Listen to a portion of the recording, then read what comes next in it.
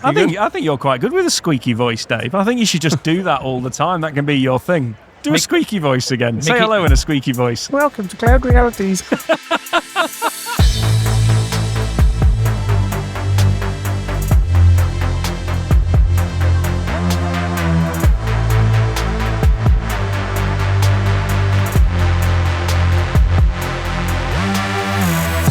Welcome to Cloud Realities Live, a conversation show exploring the practical and exciting alternate realities that can be unleashed through cloud-driven transformation. I'm Dave Chapman. I'm Sjoukje. And I'm Rob Kernahan. And we are back in Vegas for the first time in 2024 for Google Next. They've relocated from San Fran into Vegas, I think partly as a response to an increasing size of conference. Yep. And it definitely feels that, doesn't it? Yeah, it's bigger here compared to... I mean, you just have to... Expo floor might be twice the size, I reckon. I think you're probably about right, yeah. It feels big. So how many attendees the previous version, had? Oh, don't ask me difficult questions. No, nobody prepped me for that kind of data inquiry. It's almost like, what, eh? No. 30,000. It's 30,000 here now, isn't it? Yeah. No, but the last one was like... that 20.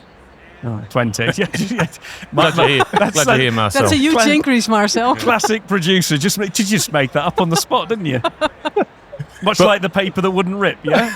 Yeah, exactly. Made from stone. Marcel, it's worth saying that Marcel came back with a freebie from one of the, some, what do they call them? Goodies from one of the... Swag. Swag, that's the word I'm looking for. So Marcel comes proudly back with a swag of a book, a notebook that's supposedly made out of stone paper, Robert. Yeah, stone paper, that's what it says. And what's one of its major attributes? Well, there's two major attributes. Was waterproof and unrippable. How did the unrippable thing go, Marcel? Not that well. No. Well, yeah, it wasn't as unrippable as I was expecting. It turned out to be very rippable. The thing we should pay attention to with that, though, is you're able to make paper not sourced from trees, but there's calcium carbonate from stone. So It is actually quite a major. And when you do use it, it does feel like paper. But I don't think it needs the sort of this is unrippable marketing bump around it. It's good enough. Good enough just being sustainable. I think that is the best. I did check though, and it doesn't actually say it's unrippable. I think our producer just made that bit up. Much like the 20,000, he's on a roll. Anyway, so look, we've got an amazing series of guests lined up over the course of the week. And what we thought this time around, because we've done a number of these sessions now where we come to one of these large events, we have 7 or 8 conversations and we put them out as individual shows. And what we thought we'd do this time, because AI is so front and center in everything, is actually theme the shows a little bit and try to draw a bit of an AI meets each particular area set of connections. And we think it's going to be interesting to do it like that because there's just so much talk about AI generally, and we were slightly concerned coming in that we'd just create a load more generic AI content, but what we're actually trying to do is find a route through, one, understanding what the state of the art is when applied to certain disciplines and certain industries, but two, also where it's up to. So are people past just proof of concept phase? Are they now into scaling? And a series of questions like that, what the state of the art is for AI platforms. What do you think, Rob? Think we'll pull it off? Well, I think what you're basically suggesting is we've thought about it this time round, and I think it'll probably work as well. But I like the idea of AI meets because it is going to revolutionize how we live our lives, top to bottom, how we work, how we interact. And it is important to try and understand that against the domains that we know and love. So, quite looking forward to us exploring those conversations as a theme about how the world's going to be different. Exactly. And we're going to apply it to a number of different areas. So just give you a little bit of a taster of what we're going to get across the next few days. We're going to talk about it on today's show as it relates and interrelates with the world of innovation, something that can be quite nebulous in its own way sometimes. So like, how does AI applied to innovation actually help scale and help get things to market faster? And sustainability, also a huge area of concern, also a huge area of lack of maturity. And how does AI help when it's leaning into that? On tomorrow's show, we're going to talk about it as it applies to industry. So we'll talk about the insurance industry and financial services. We're going to talk about supply chain and applying AI to optimize and make more sustainable supply chain. And then also production operations and customer experience. And then finally on Thursday, we'll also continue the thread on AI and customer experience. And then we'll also bring in software engineering, an area that Sjoukje is massively evolving itself. You're totally right. Right. Thanks for that. Okay, so in today's show, we're going to talk to Justin Keeble, who's the Managing Director for Global Sustainability at Google Cloud. And we're going to talk firstly to Erwan Menard. He is Cloud AI Product Management at Google Cloud. But before we get to that, we're going to talk about some announcements and themes in the conference. So Sjoukje, you have been watching the keynote and keeping an eye on what is being talked about. So what are we hearing so far? Yeah, there are some great new features added to Google Workspace. One is the Vertex AI Agent Builder, which allows people with a no-code solution to really easily and quickly build a conversational agent that can take action in an automated way. So I have huge expectations of that. So I personally find it very interesting to follow up what's happening on that part. The other one is Google Vids, an AI-fueled video creation tool. And that one runs alongside with the workspace tools like Docs and Sheets. And you can add all sorts of documents and files from Google Drive to it, and then it can create compelling videos out of it. This is quite exciting because I just want to go, write me a feature film that I'm going to like, hit go, and then you just got a new film, haven't you? That's the future. That's the Obviously future, not tomorrow, but you can see the technology coming to a point where you can just give it a theme of a film and it'll go and create it for you. And this will really have a huge impact on corporate video industry, right? Yeah. I mean, that's certainly an industry that needs to have an impact on it, I would suggest. Well, are you suggesting that sometimes corporate videos can be a little bit dry, David? Yeah. Maybe they're not the best sometimes. Sometimes they're good. Not a Steven Spielberg blockbuster type moment. Well, maybe the AI will create them for you. But it does go back to the impact on the industry and the media industry. It's a good example of how AI is already starting to impact how that works, what it's going to do, what it's going to change. We've had the debate before about music creation, all sorts. But this is now you can literally prompt engineer an outcome really easily. One of the big things, one of the surprises I think of the post Gen AI world is the fact that it's hitting creative industries. It's hitting it hard, isn't it? Yeah, and that was an unexpected. I think it was relatively obvious that AI ultimately would come of age and start to impact areas that are very logical and very data-driven and very rule-driven. Yeah, exactly. Content-heavy. But the fact that it's doing, large-scale creative endeavor is incredible, really. So look, we're going to dig into a couple of those themes, probably with some of our guests. Anything else, Sjoukje? No, the last one is that it's also baked in all the security features. So Gemini and threat intelligence. So you can now use natural language prompts to spot the security issues in security operations and in the security command center. So it's baked in everywhere now. Right, good stuff. There's AI everywhere, isn't it? It is everywhere. The robots will rise eventually. They're listening already, Rob. They're listening already. Well, look, so let's get to our first guest. We're going to be joined by Erwan Menard first and then Justin Keeble second. So let's go to our conversations with those guys.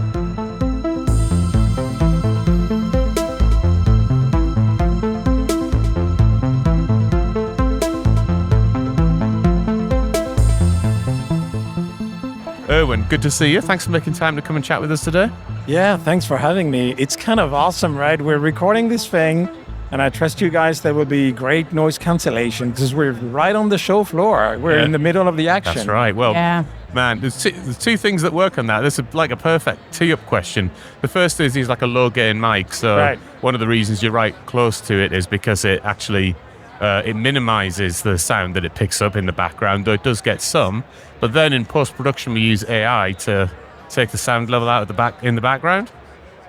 Here we go. In AI, right out of the gate. Right out of the gate, my friend. Yeah. There's a really interesting one when our editor, Ben and Louis, they take out the sound floor. They need to stick it back in because the AI is too effective. Yeah. So they wipe it out, recreate it, and stick the sound floor back in, and you get the conference but just enough to know you're a live show. So Lovely. it's quite effect. That's right. So yeah, great. So how's your conference been so far? It's really early days. I think the keynote's just happened. Yeah. When did you get into Vegas? I got into Vegas yesterday morning. I come from San Francisco, so it was a short pretty ride. much the same time zone. So we started meeting customers and partners yesterday afternoon, actually. Right. It's very intense. And to your point earlier, it's all about scale. We had to move to a bigger venue. So we're in excess of 30,000 people joining us. And on top of that, you have the partners like Capgemini, you have the Googlers. So it's a really big crowd this time. It is. It feels substantially bigger actually on the Expo floor. Yeah, it does feel bigger, much bigger. Expo floor looks good as well. It's like colorful, like AI very prominent in the messaging, I would say. Yeah. I mean, the keynote obviously was articulating how we're taking all the research of DeepMind into all the product lines. Right. And it's quite I think it was a good recap where you can see everything from the infrastructure up to applications for business users in Workspace. And of course, we'll hopefully spend a bit of time talking about the AI platform, Vertex. Yeah, you're right. There is AI at every step of the stack. And I see the sticking with the new way to cloud as the sort of phrase. What does that mean to you? I mean, what it means to me is that being in AI, right? The before generative AI, an AI project was 18 months long, 12 of which were about gathering and cleaning data to train a model and hopefully get an outcome. Right. With generative AI, there are two big changes of paradigm. Number one, you start from an off-the-shelf model that does a really decent job at a bunch of things, and you can optimize it to do a better job for your business. Second, the number or the quantity of data you use to make that model work for you is much smaller. So you can use Google Cloud as the place where you do your AI, wherever your data resides, wherever your systems reside. And that changes a little bit the way you think of your cloud journey, right? You don't need to have all your data in one place to start extracting insights from it.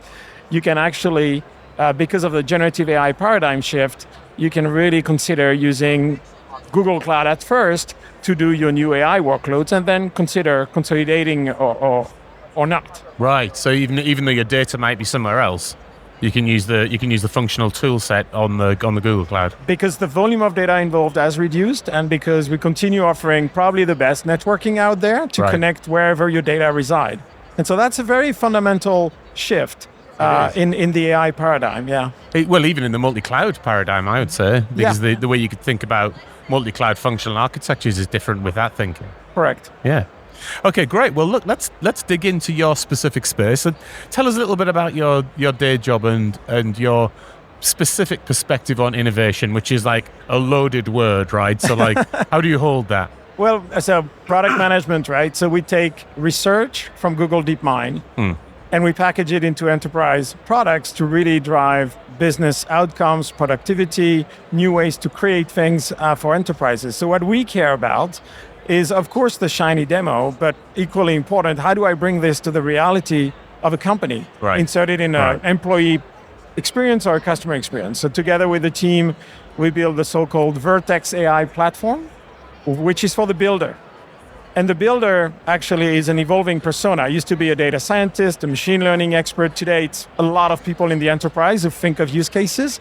And we want to meet them where they are, help them prototype, test, and then go to production. And that's the big headline of the year, helping you go into production with these new technologies. And that's the big part, isn't it? Innovation is idea plus execution. And there's lots of ideas and people fiddle, but actually how do I scale this into a large environment where it does actually have a scaled impact as well? And that's a really important part that I think many organizations struggle with. So any help that you can give them on a nice low friction way to do it is very popular, I suspect. And it's a combination of putting our know-how into the product, right? So that the platform abstracts some complexity or saves you steps. But it's also about building partnerships with people who grow their expertise on that platform and help customers. So that's why an event like this is kind of handy, because we can give everybody an update and talk about, okay, what can we do with this? How do we bring it to real life? We'll certainly dive into that in a second. I do want to just go back to one of the other points you made that I thought was interesting, which is almost the definition of developer and how that's changing. Do you ultimately see something like Vertex going right over towards like natural language, sort of, user-driven development versus it's already skilled there. developer? Right? It's already there. So if you look at historically, platforms to build AI experiences. Yeah. The persona, the user, was a data scientist or machine learning PhD person. Right. Today, the number one persona touching this platform is an application developer, a Python developer, a Java developer, and they have an existing experience they want to enrich with GenAI or brand new they want to put together, and they need help in putting all the pieces properly together. That's what the platform is about. So this morning at the keynote, we were showing how we can build an agent that's going to take action based on a conversation with a customer on a website, for example, right? So you explore a website, you're trying to book some travel, you got all the information retrieval and discovery in conversational fashion with a bot, but eventually you want to book your ticket, right? And at that moment, when you take action, you go into an existing workflow, but you want to keep interacting conversationally. You want to get into a series of screens that are asking you questions the good old way. So you want to bring that procurement experience inside the bot in a conversational fashion. To make that happen, we now have a no-code tool that you can connect the dots between the bot talking to the customer, the back-end systems you already had to book travel, and make all of this happen without writing too much code. Is that a super dynamic pop-up of the bot as well? How does the bot get instantiated? No, you can choose to have the bot changing or actually staying everything inside the bot experience, but the magic is that connecting with the backend does not require heavy development. We've abstracted that to your point earlier. As a developer, you're declaring conversational language. When the customer says, I want to buy a ticket, go connect with the ticketing system, blah, blah, blah, through this API, and then things get coded, fully abstracted from you. So in a platform like Vertex, either you enter full code and you work straight out of the APIs, building the entire thing, or you go no code, you start assembling an experience in a no-code interface, and we're abstracting the development under the hood for you. Well, one of the big powerful things about innovation is getting ideas from as many people and getting them involved. You know, the crowdsourcing concept that came along. What I really like about that is it drives extra accessibility into a capability. So not only are you bringing capacity to be able to create these fantastic experiences, but you're bringing new ideas to the table as well. Yeah. So maybe the heavily scientific PhD type mindset think in a particular way, but this new group arriving to use the tool think in a completely different way, and you get a totally new type of creativity underpinning the things that are out there. So you get that, and actually a lot of customers are telling us that they're a little bit overwhelmed by that. Like everybody has done a couple of hackathon and have a laundry list of use cases, and which one do I pick to go to production? Right. Ah, yes. And so that's where having a framework where you can govern that innovation. Let's take an example. You want to improve contact center interactions, right? You want to give an assistant to your human agent in the contact center so that they give better answers to customers. To your point, the data you're going to use to make, say, Gemini do a good job for your brand in your contact center is probably the best 300 customer interactions in the contact center the last month. Yeah. To find that, you need to talk to the base agents on the floor. But to make that data tune the model, you need to involve the data scientist. And then if you decide to put this in production, you need to have control around the fact that you're confident the data was clean, you've made enough testing and that you think it's going to truly be helpful, and you push it to production. And it's not going to change tomorrow morning because now it is a source of truth for your human agent. So if you follow that cycle, yes, you have enormous innovation in every department, but you need to funnel it and govern it and bring it to production with very clear steps that assure you that you're not going to have brand damage or any other issues. And that's a very important point about innovation, isn't it? That technology is very powerful to create, but you need to funnel and focus at a very particular point, especially when we go to that scaling angle, because to scale, you need to understand exactly what you're going to do and what impact it's going to have and how it's going to operate. And I think that process or approach is the key that many struggle with. I think that they have to go through that cycle a number of times before they start to really understand how important it is. Well, let's explore another aspect of Vertex, which I think you've announced this week, which is the model garden. Yeah. You want to tell us a little bit about that and specifically how that helps? Yeah, I mean, think of Vertex as a three-layer cake, right? You get a choice of models from Google and others in the industry. We curate models from Google DeepMind, but also other third-party models like Anthropic and open models like Llama and so on. So that's the model garden. That's where you discover models. Then you have a bunch of tools to make the model work better for your business. We call it Model Builder. And then on top, you build those agents we've been chatting about. We have an agent builder layer. So at the model garden layer, two things worth mentioning this week. Number one, our image creation model called Imagen allows you to do live images now. So you're basically describing in text or in conversational style a type of image you want, and you're going to get a 4 or 5 seconds animated image created out of it. Amazing. It's totally mind-blowing. Amazing. The other piece that's really cool is that we introduced Gemini, our largest models, in December. In February, we came with the next version of it. We call it Gemini 1.5. And this was available in private preview for testers. And today it becomes public preview. So anybody who has a Google Cloud account can use this model. It's a model that has the largest context window in the industry. You can drop an hour of high-def video and then multi-turn Q&A that video. So for example, you're an insurance company, you want to really change your claim management process. Not only can you rely on the police report that has been scanned, but maybe on the webcam that was in one of the cars.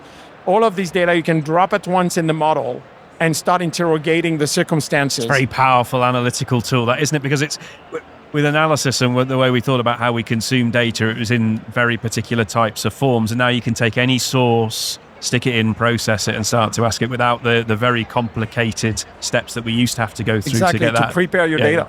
So multimodality, and we're adding audio this week. So now you can put text, images, videos, audio, code, all at once in the same model. That's going to start reasoning on it.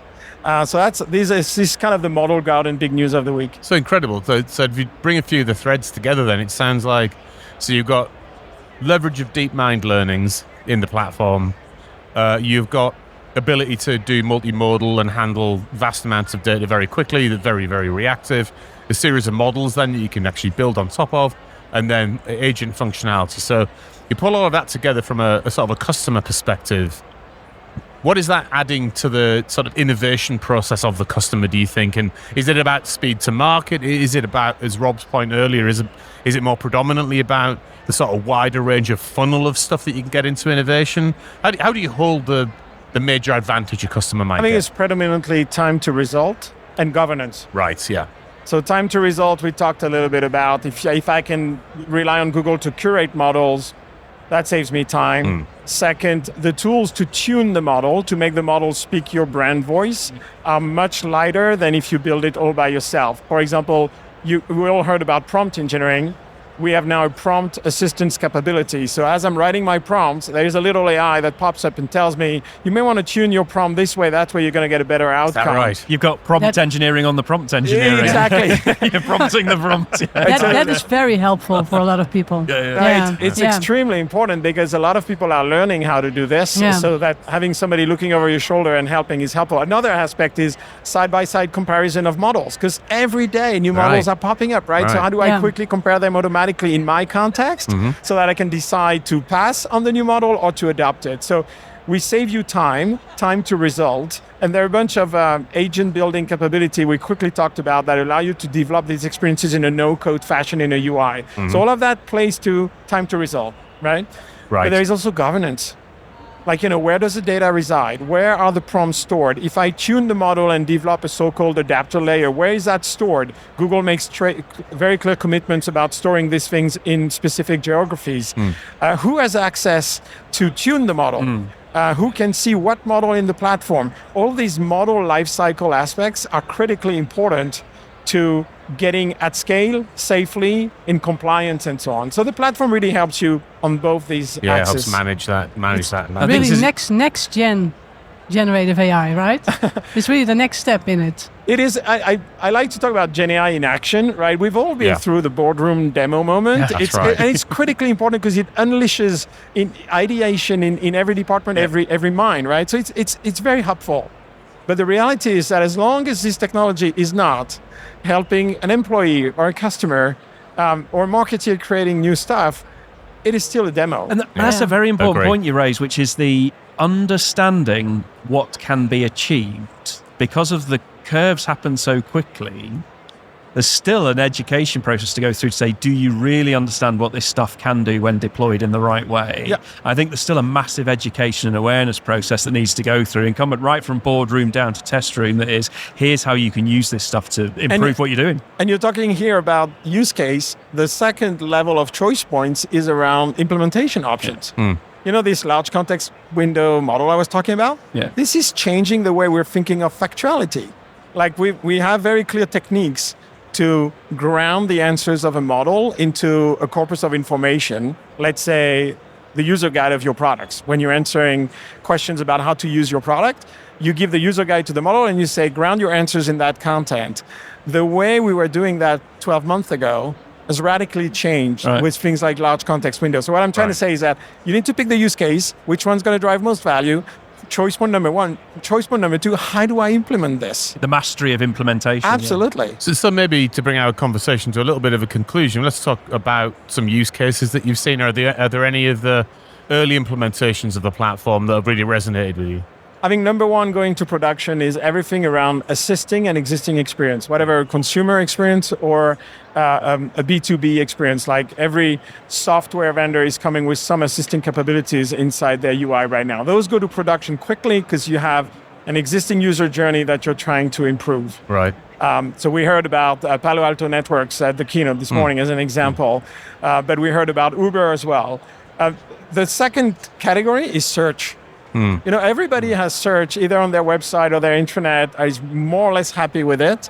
And with generative AI, we can really improve the interaction with that search bar, but we can also really make it multi-turn and a great conversation. So at Google, we like that might search. be one of the best uses of AI I've heard so far, especially if it helps with intranet search. Yeah, correct. Finding information in a corporate environment. If I can refine it through a conversation, that's a very powerful thing. I'll just take being able to find the actual information no matter how good the conversation is. So the knowledge worker, knowledge retrieval search, very, very popular. And then you go to contact center AI. Like there's so much you can gain in productivity and quality of interactions with customers based on these new technologies. They're really important. What I'm really sensing in the conversation, and I think we touched on it a little bit when we talked about things like moving out of POC, is it really feels like this year might be the year where we start to see some scale AI deployed and start to see the impacts on organizations and the benefits come through. So like if you just sort of pitch forward, I don't know, 6-12 months. Oh, it's a prediction question. This is always good fun. Hey. Go on. Everybody loves an IT prediction. Hold your horses, Rob. What does it feel like to you? Like the scale of implementation. So we move out of, if you think about the cloud itself, and in my view, we started the cloud journey. Let's say it's 10 years ago. It might be a little bit longer. Those first implementations of cloud are often sort of technology driven, sometimes data center exit driven, that kind of thing. Then it became clear that the cloud itself brings a whole new way of working, a whole new way of thinking about things, new operating models, and actually it profoundly impacts organizations that engage in it properly. And the amount of upside is almost immeasurable, really, if you really lean into it. AI is on a similar journey, but it's hugely accelerated. So we seem to have done the first 5 years of what cloud was being talked about in the world of AI in about 18 months. Yeah, definitely. There is an accelerated cycle. I mean, if you look at Bayer putting together an AI to help radiologists do their job. Yeah. If you look at ING in Europe putting a bot together to help their associates answer customer questions, you're talking about regulated, very cautious industries who are taking the leap of faith. And I think that there's going to be significant differentiation between people who jump into it and go to production this year and people behind them. It's one of those waves that's going to create a true premium for the early adopter. And this is way beyond demos. It's really about bringing this to concrete workflows and gaining productivity or creativity in a whole different way. Well, Erwan, let's leave it on that point of inspiration. I think in terms of the coming year. But before we let you head off, we end every episode of this podcast by asking our guest what they're excited about doing next, and that could be you're in Vegas, or you're taking some customers out for dinner, and you're somewhere cool you're going to go, or it could be something else in your professional life. So, Erwan, what are you excited about doing next? So I don't know if it's next. It's hard to think about what's happening next week. This one is so intense. Well, we're at Google next as well. This whole thing is confusing. But what's happening this very week is that I got a bunch of people remodeling my house. Oh, and I can tell you, using AI in that very situation is awesome. Like really exchanging ideas on design. And I'm not an architect by no means, but I have a very AI-friendly architect. She has no PhD in AI, but I can, the things we talked about, that you can change the way people interact and create together. So have you been using it to like generate images like this is how I want my kitchen to look or something like that? Yeah, you get an architecture drawing, which I don't know about you, but for me, they're not easy hard to read. At times. Exactly. And so all the rendering you can totally improve. Right. And you can do that now. Then you start interacting and changing the design, just expressing your views in conversational fashion, not being a professional architect yourself. And all of this loop of iterating works better. Or at least I want to think it works better because it's happening down there in San Francisco and I'm in Vegas. Yeah, no, fingers crossed.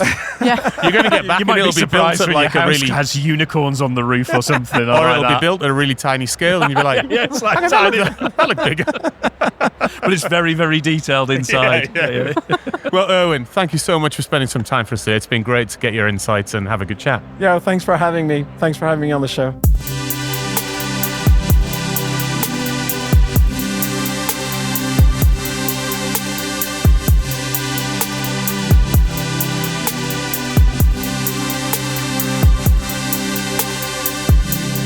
We are going to talk about how AI and the world of sustainability meet each other and interact, hopefully for the benefit of the planet. And I'm glad to say that joining us to unpick this is Justin Keeble, the Managing Director for Global Sustainability at Google Cloud. Justin, great to see you. How are you doing? Thanks, Dave. Yeah, great. Great to be here. It's my first time to Vegas. Really? Yeah. This first time? Exactly, yeah. So you've still got the Ocean's 12 effect, not When the people Ocean's asked 2. me where I was going, and I said I was going to Vegas, and it was the first time, like friends of mine, they just couldn't believe that I'd never been here before. It's an experience to behold, isn't it? Oh, yeah. Oh yeah, Absolutely, but the first time I came, you get the bright lights, big city. It is a spectacle, and then you keep coming, and then you maybe see a bit of reality. We're talking strike. about it. It's almost got like a Gartner hype curve, is what we were thinking. Where you come the first time, and maybe the second time, and you're like, oh, it's actually pretty good. You have a really good time, and then you come a couple, like maybe the third and fourth time, and you're like, oh my god. You have to walk miles. There's queues for everything, and you go into the what they call the trough of despair. Yeah, trough of despair. Yeah. and then you come out the side, and I think we decided that we're kind of coming up the other side of that, and we had a breakthrough moment where we stay. So we stay like in an Airbnb off the strip, so you can get away from the madness and collect yourself a little bit overnight, and then re-enter the madness on a daily basis. But I think it's the worst thing to do to yourself to come here for a work event. Right, because you don't get any of the fun, do you? You want to come here for fun, don't you? Exactly. It is a city built for fun. And I'm here, and I've got a packed week, and so I have to save it for a proper trip. Yeah, I think if you did it as a tourist for a couple of days, I can see what the appeal is. Yeah. Absolutely. But with a work event and the hustle and bustle, it can take pretty it out hectic. of you. Yeah, it is hectic. Yeah. It is indeed full on. So how's your week ahead looking from a point of view of sustainability at the conference? Yeah, it's really important for us. We've got a lot of customers here, and increasingly they're feeling the pressure to be responding to these topics, particularly climate-related risks, how they're managing their footprint of their own business, their own operations. So we've got a lot of customer engagements, and then meeting partners like yourselves, exploring areas of collaboration. That's really what the week's focused on. I mean, it's certainly sustainability generally, and brackets quite rightfully and thankfully, is now really maturing, I think, into a measurable and, material discipline. Yeah, it is. I mean, in a very physical way, probably the most frequent common topic that we're engaging customers with is around physical climate risk. Right. Over the last 5-10 years, we've seen a massive increase in frequency of extreme weather events. So think, extreme weather, flooding, wildfires, and that's pushing insurance premiums sky high. Right. In some cases, making certain real estate uninsurable. Unviable, yeah. And so using technology to be more predictive about where those risks are, how they can be understood and managed is a big driver for our customers right now. So within customers then, and the customers that you're talking to, how are you seeing them maturing their approaches to sustainability and the struggle of it? Basically, it's something that at very high level I think we all innately understand, but actually as you dig into it, it becomes very complex, very difficult, very costly to start to address. Well, I think there's kind of maybe 3 steps that companies go through. One is a kind of, they've avoided it, and maybe they've managed it with a small team, haven't necessarily internalized it properly within the business. And there's a bit of an oh shit moment when you realize that actually regulations that we've talked about for decades have now started to kick in. Right, yeah. And companies are actually having to measure and disclose their performance. Right. So in Europe, we have the Corporate Sustainability Reporting Directive, which is kicking in. And then there's a recent SEC ruling in the US mandating reporting of climate impact. And so this is prompting companies to realize that actually the tools that they've got in place today aren't really fit for purpose. Absolutely. That they can't rely on spreadsheets. They actually need proper tools to understand impact. So that's the kind of where most companies are now. Probably the more progressive ones are realizing actually there's money to be saved by being more efficient in using energy and resources. There's a really good overlap between the two things, isn't there? Yeah. There's it's sort of like, what's the right word? Synergies. That's the word I was looking for. Yeah. Intersections, convergence. No, it's not convergence. It's overlap. Synergistic. It is overlap. Although it's not complete, because just because you've used less doesn't mean it's the most green way to do it. That's but right. There is absolutely a correlation. You use less, it does bring it down, doesn't it? And generally, if you become wiser and more data heavy about your overall infrastructures, you understand it and then a lot of the methodologies and disciplines you would use to manage cost can also manage power consumption and such like. And I think that's true. It's a discipline, a way of thinking about it. I love the way you said the companies hadn't internalized it yet, so it's not in their DNA, their ways of working. But the regulation that you call out from the EU, I think, is going to push that a lot faster in many organizations. Yeah. Hopefully it breaks out and goes global from there. Well, I think so. But also we've had, obviously massive inflationary pressures, particularly in Europe with energy prices. And that's really sharpened companies' focus on how they're managing their energy footprint, fuel consumption for vehicles. Yeah. So what are the benefits of being smarter with energy, electrification of fleet? These are things that companies are taking very seriously. Often they won't necessarily see immediately the sustainability benefit. They might just be making these choices because it just makes good business sense. Right. But obviously we want to help them measure and track that sustainability impact so they can meet changing regulations and also use the benefits of being a stronger, more progressive company on this agenda with their investors, with their customers, with the regulator and so on. And it's obviously a discipline that lends itself to the leveraging large, rich amounts of data, and AI being front and center in the conference themes. AI also being something that you guys are thinking about deploying, in terms of sustainability solutions. So, taking a step back for a second, just frame that up for us. How do you guys see AI meeting sustainability and coming together to sort of fast track / improve the situation? Well, yeah, it's a great question, and obviously, actually, AI has been at the heart of many of our sustainability solutions over the last decade. It's worth saying that Google itself, we often say that we're in our 3rd decade of climate leadership. Right. We were one of the first companies back in 2007 to be carbon neutral as it was then. And 2017, we were the first company to match 100% our global electricity consumption with 100% renewables. And we now have committed to what we call being 100% carbon free by 2030, right? 24/7. So every hour of every day, we want to be sourcing renewable energy from all of our data centers in each of our regions from carbon-free energy. And how big a shift is that for Google over the course of the next few years then? Well, we're about 66% carbon-free today, right. To give you an idea. We have 7 regions that are now over 90% carbon-free. But obviously there are some countries where the grid is still powered largely by fossil fuels. Yeah. Take Singapore, for example. It's largely powered by natural gas. And so we have to invest heavily in new technologies that can facilitate that.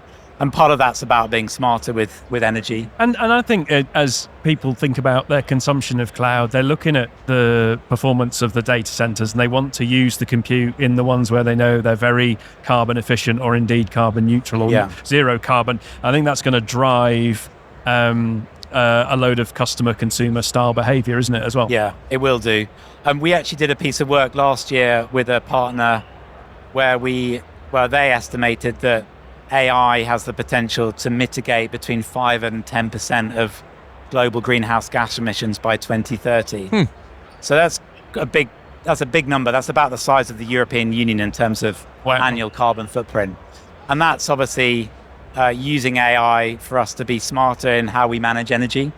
So for us as Google to deliver on our 24/7 goal, we need to know exactly what the percentage of renewables is or clean energy is in the grid at any one time. And then we need to run workloads when there's more clean energy on the grid. Right. So we're constantly moving workloads around different data centers. Maybe like Iowa, for example, it's very sunny in Iowa. Let's move the workload there while it's sunny. Yeah. We can reduce the intensity of the footprint of the compute. If you think about the sophistication underpinning that, the application behavior, it has to be able to move, be happy with it, only really achievable because of cloud native, cloud technology. You can't do that with traditional architectures. It's only a function of modern new capability, isn't it? Exactly. And maybe kind of an important example is we launched last year something called Flood Hub, recognizing, to my point earlier about the negative impacts of climate change being about these extreme weather events. We've done work globally to monitor historic flood levels and then use predictive analytics to look at future weather over the next 7 days. And we now provide flood alerts to 450 million people globally with SMS alerts to say that they're at risk of riverine flooding. It's a great example of where we're combining big data with AI for predictive analytics around weather, and then leveraging some of Google's technologies to be able to provide those types of alerts.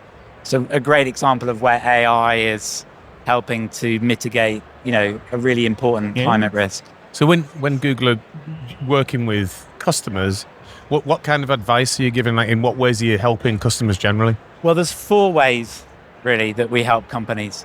One is as a measurement challenge, as we've spoken about. They've managed this data very informally. They're having to manage larger volumes of data. They need to know the quality of that data. So we help them with that measurement challenge. Get that data, get it plugged into the right parts of the business so that business decision makers can make decisions. The second is about optimization. So to the point around energy and water and waste, let's use AI to optimize our operations, our supply chains, because there's a cost benefit and we can reduce that climate impact. The third is about growth. We fundamentally believe that industries are going to transition towards low carbon business models. And that opens up all sorts of opportunities for companies to drive new revenue in these new areas. Right. For example, we've seen massive growth in electric vehicles, massive growth in renewables, connected home technologies. These are all growth areas that are part of the energy transition. So how can companies tap into those new growth areas? Climate finance in the banking sector is another great area of growth. And then the fourth area is around building sustainably on Google Cloud. So we've launched something called the Carbon Sense Suite, which is a bunch of tools that help companies measure and reduce their cloud footprint. Obviously increasingly important as they increase their workloads with things like AI.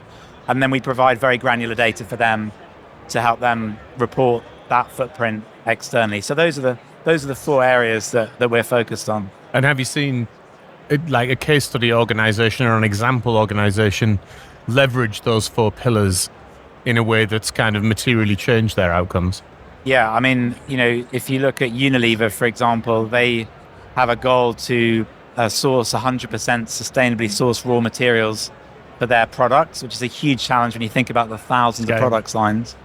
And Unilever using Google Earth Engine, one of Google's core products, to be able to monitor the forestry around all of its palm oil in its supply chains. And we can provide live alerts to Unilever if there's a risk of deforestation. Right. So that would be a good example of where there's a measurement challenge there, because you need to know we actually use AI to predict which plantations are in the supply chain. Right. And then there's an optimization challenge around how do you drive efficiency in your supply chains and your sourcing activities. Because the planning concept that you're talking about is a very sophisticated thing in an organization like that, and it's layering in that extra data model that says there's another dimension for choosing where to source from and how to get the manufacturing run working. That's true, and I think we've also seen a kind of breakout from the sustainability teams into the business functions. Yeah. So 20 years ago, this was the domain of the sustainability team. Now it is the domain of the procurement function, the supply chain function, the CIO, the CTO. They all have a role to play in helping to deliver these sustainability goals. Yeah, and that planning function has now learned to take that dimension on because it's a goal that they want to achieve from a business. So it's actually baking the thinking, as we were talking about earlier, into the core of the operations, isn't it? Exactly. Yeah, exactly. So given the complexity of getting your arms around a problem like this, and obviously Google providing many elements of platform and data and analytics and AI to be able to help manage the problem, where does an organization start on something like this? There's so many moving parts, isn't there? Well, I mean, when you walk around this room and you see these thousands of organizations with solutions on display, it's overwhelming. Imagine if they all had sustainability solutions. Yeah. How do you make a choice about which solution is the right one? Exactly. So what we've done is we've taken on that challenge to create a program of validated solutions. So we call this the Google Cloud Ready Sustainability Program. And we've now validated 40 software solutions. Our view of the best-in-class sustainability solutions organized by those 4 areas that I described earlier. So that as a company, we've taken on that job, right? We've put these solutions, many of them on Google Cloud Marketplace. Right. So if you've got to commit with Google Cloud, you can very quickly draw down the solution, implement it within your business. And, we've done the work of demonstrating the solution has efficacy. It's based on sound climate science. And we also require the partner to measure their carbon footprint of their compute. So, that's what we're doing. And we've just been on stage with a couple of them this morning, Geotab and Watershed. Watershed is a climate analytics platform and solution for companies, helping them to quickly get their Scope 1, Scope 2, and Scope 3 footprints. And Geotab is a sustainable fleet logistics telematics business. Phenomenal. Well, look, Justin, thank you so much for joining us today, especially on your first trip to Vegas and on day 2 of that first trip. Great. Let's hope I wake up tomorrow without a tiger in my bedroom. I wouldn't write anything off. Funnily enough, when we were walking around, it shows you where that film was filmed. The signs on the wall saying that The Hangover was filmed here and things like that. So there's actually a whole business model around going to visit those locations. That was my wife's advice as well. So. Wait, not to avoid those places or to go to those places. Don't go near any of them. Well, it's great to see you. Now, Justin, we end every episode of the podcast by asking our guests what they're excited about doing next, and that could be something in jolly old Las Vegas. This morning got offered an invite to the Sphere. Good choice. Yeah, really super excited about going to that this evening and checking it out. What's on at the Sphere tonight? Do you know, Dave asked me that. I don't know what's on. I'm thinking it's probably the Aronofsky film. I can't remember what it's called, but it's like a big demo film where I think they filmed it in like 12K, so that it's ultra high def visuals. But then also they do like 4DX type things where the seats move and there's directional sound, and it looks epic. It looks really good. Well, I'll report back. You'll enjoy that. That Sphere is a highlight of Vegas. It is just brilliant to go. Highly recommended. It is a wonder of technical presentation. It's really genuinely brilliant. Awesome. Well, I'll let you know how I get on. We're not on commission, by the way, just in case anybody's wondering. But I would like to go if anybody's got tickets. If anybody's got any free tickets, feel free to sponsor me. Well, Justin, thanks very much. Good luck with the rest of the conference and enjoy your first trip to Vegas. Thanks very much for having me. Okay, so a huge thanks to our guests, Erwan and Justin. Thank you so much for being on the show. Thanks also to our sound and editing wizards, Ben and Louis, our driver and producer, Marcel, and of course to all of our listeners. We're on LinkedIn and X, Dave Chapman, Rob Kernahan and Sjoukje. Feel free to follow or connect with us, and please get in touch if you have any comments or ideas for the show. And of course, if you haven't already done that, rate and subscribe to our podcast. See you back in Google's reality soon.